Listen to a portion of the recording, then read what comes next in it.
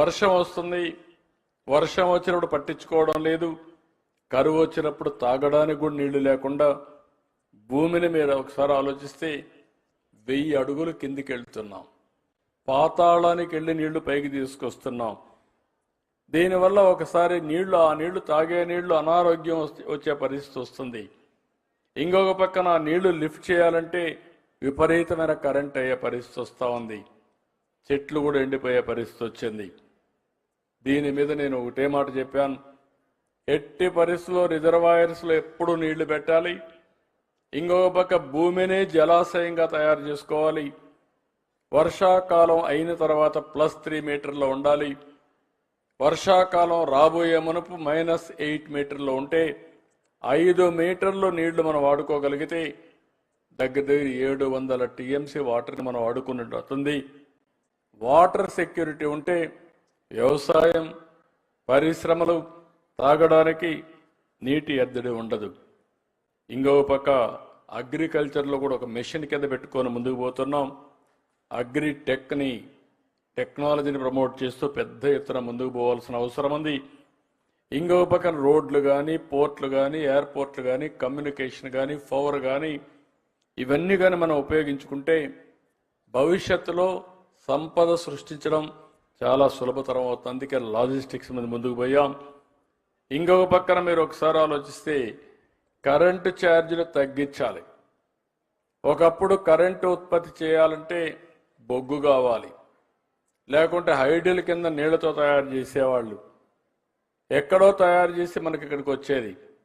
ఈరోజు మనం సోలార్ అయితే రూఫ్ టాప్ కింద మన ఇంటి మీదే మనమే కరెంట్ ఉత్పత్తి చేసుకునే పరిస్థితికి వచ్చాం. సోలార్, విండ్, అదే మరి పంప్డ్ ఎనర్జీ ఇలాంటివన్నీ పెట్టుకొని కరెంటు ఛార్జీలు తగ్గించడమే కాకుండా ప్రకృతిని సస్టైన్ చేయడానికి ఏమేం చేయాలో చేసే పరిస్థితికి వస్తున్నాం. అదే గ్రీన్ ఎనర్జీ అని చెప్పి కూడా నేను మీకు తెలియజేస్తున్నా. ఇవన్నీ చేస్తూనే స్వచ్ఛ ఆంధ్రప్రదేశ్ అనే కార్యక్రమం ద్వారా మన పరిసరాలని పరిశుభ్రంగా పెట్టుకోవడం, వీటికి కూడా ప్రాధాన్యత ఇచ్చాం.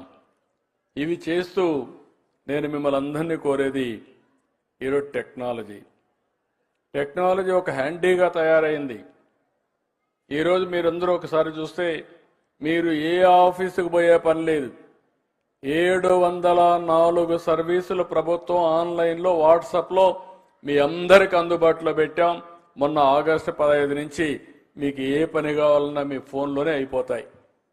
మీరు ఆర్టీసీ బస్సుల్లో సీట్ల రిజర్వేషన్ దగ్గర నుంచి, దేవాలయాలకు పోతే పూజల దగ్గర నుంచి, హోటల్కి పోతే రూమ్ దగ్గర నుంచి, ఏది కావాలన్నా అన్ని పనులు మీరు ఇంకొక పక్కన మీ క్యాస్ట్ సర్టిఫికెట్ నుంచి, మీ మార్కుల దగ్గర నుంచి అన్ని అవైలబిలిటీకి వచ్చే పరిస్థితికి వచ్చింది.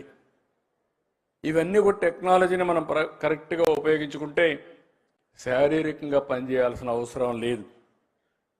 మనం ఆలోచించాల్సింది, రాబోయే రోజుల్లో మీరు అందరూ ఒకటే గుర్తుపెట్టుకోవాలి, కామన్ మ్యాన్కి కూడా గుర్తుండాల్సిన అవసరం ఉంది. ఒకప్పుడు నేను సెల్ ఫోన్ అంటే ఎగతాళి చేశారు, ఇప్పుడు సెల్ ఫోన్ లేకపోతే ఎవరు ఉండలేని పరిస్థితికి వచ్చారు. కానీ సెల్ ఫోన్ కొంతమంది తెలివైన వాళ్ళు బాగా ఉపయోగించుకుంటున్నారు, కొంతమంది సెల్ ఫోన్ ఉన్న దాన్ని ఉపయోగించుకోలేని పరిస్థితికి వస్తున్నాం. టెక్నాలజీని ఉపయోగించుకుంటే చాలా వరకు మనకు ప్రయోజనం ఉంటుంది. ఈ విషయం మీరు గుర్తుపెట్టుకోవాల్సిన అవసరం ఉంది.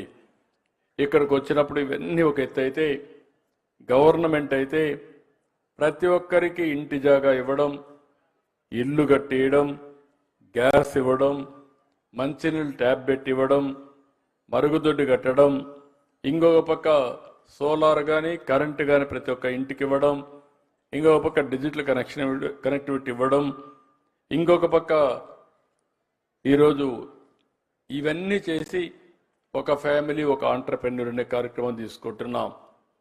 ఇవన్నీ చేసిన తర్వాత కూడా ప్రభుత్వ బాధ్యతగా ప్రభుత్వం చేస్తున్నాం. అయితే ఇంకా ఆర్థిక అసమానతలు తగ్గుతాయంటే దీనికి సమయం పడుతుంది. దానికోసమే ఈరోజు ఒక వినూత్నమైన కార్యక్రమం P4 ఇప్పుడే కొంతమంది మాట్లాడారు. ఒక పక్క మార్గదర్శి, ఒక పక్క బంగారు కుటుంబం. బంగారు కుటుంబం కూడా తక్కువ కాదు. మేము కూడా ఒకప్పుడు పేద కుటుంబాల నుంచే వచ్చాం, మామూలు మధ్యతరగతి కుటుంబాలే, ఒక రైతు కుటుంబం. ఇక్కడుండే వేదిక పైన అందరం కూడా అక్కడి నుంచే వచ్చాం.